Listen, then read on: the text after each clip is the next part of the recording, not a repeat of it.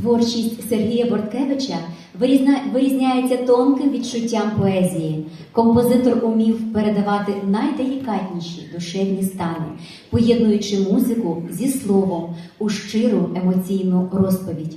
Його вокальні твори – це завжди діалог із слухачем, сповнений ліризму, мрійливості та внутрішнього світла. Твір, який ви зараз почуєте, в оригіналі написаний німецькою та французькою мовами.